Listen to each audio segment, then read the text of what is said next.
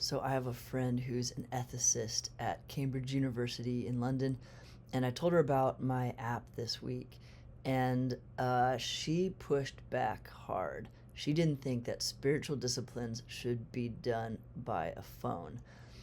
Eventually, I won her over by a lot of hard debate, but she said she doesn't envy this path that I'm on. But here is my main argument to use a phone to help you do spiritual disciplines. Every new discovery or technology that humans get into their hands have just as much potential to be used for evil as they do for good. And if good people don't fully master those skills and technologies, those who will do it for evil will master them before us and will take advantage of that power. We are well acquainted with the how to use our phones. We are well acquainted with notifications that we click and we go to them and they pull us in, sometimes not by well-meaning companies. But what if you do have a well-meaning company that says, we want to help you do spiritual disciplines, and we're going to use those technologies out there to help you do what we know is good for you, and we think that you want to. We want to help you choose this. One metaphor she used was, the spoon with which you're feeding people things is a poisonous spoon. So whether you feed them good content or bad, they're still going to get poisoned. But I would say that the iPhone, for example, was a technology that was built for good, to connect people better. I started doing FaceTimes with my family on, as soon as my dad got an iPhone. All three of my brothers and me and my dad started doing FaceTimes every Sunday, and it is great. It is life-giving. It is wholesome. It helps us. The iPhone helps us organize our calendars, share our calendars with our loved ones, so that we can connect better when time's available. We have new messaging apps, new ways to share updates on family. We have communities that we have access to at our fingertips through Discord servers or Slack. We can get messages in a moment. We can choose to use these things with constraints. We can turn off notifications. We can make sure that our loud bell isn't turned on, so that these things don't take over our lives, but we have to be intentional with it. But that's the thing. With every new technology that has the potential for good, it has just as much potential for bad.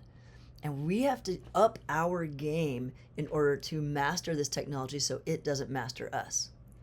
And the reward for doing that is we have a higher power to utilize these tools for good, and the potential to help more people in this world. One of the other things that she had a big problem with was that I've used gamification within the app to help motivate us to do our spiritual disciplines. She says that that Instagram and Facebook and the other social media apps have almost weaponized this mastering of our dopamines to make us do things that they want us to do. So what if you have someone like me who wants to help people get closer to God? Is this a new technology, a new discovery that some people are using for bad? Why do we not want to say, let's use this to help people make a better decision? Let's use the discovery of gamification and dopamine harnessing to help us fight against those companies that are trying to take advantage of our more base instincts. One thing that she did say that I think I may consider as something worth changing is actually using numbers and scoreboards to help motivate people to do their spiritual disciplines. In my app, you get more points for doing more spiritual disciplines. The danger in doing that, like she stated, is that people start to think that the reason they're doing these spiritual disciplines is so that they win points and win at this earthly game. We do not want that. I want to make sure it is abundantly clear, and I think she convinced me that I need to just write it everywhere on my app, that points are not the goal. They are just the medium we're using to get the higher goal, which is to get better connection with God and with each other. So I'll close with saying, look around you.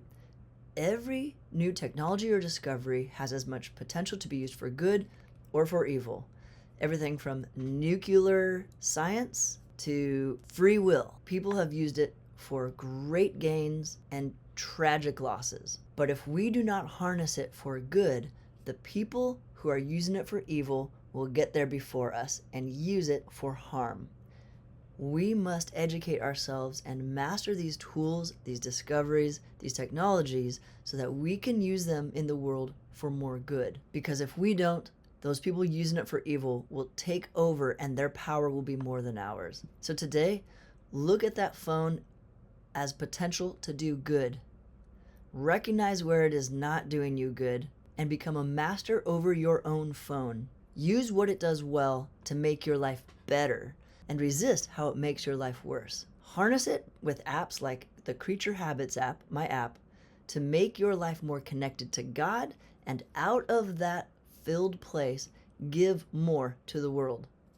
And perhaps you can do it by optimizing those tools, technologies, and discoveries that are within your field of understanding. Become a specialist, become a master of your specialty, and use it for good before those who have bad intentions can use it for bad.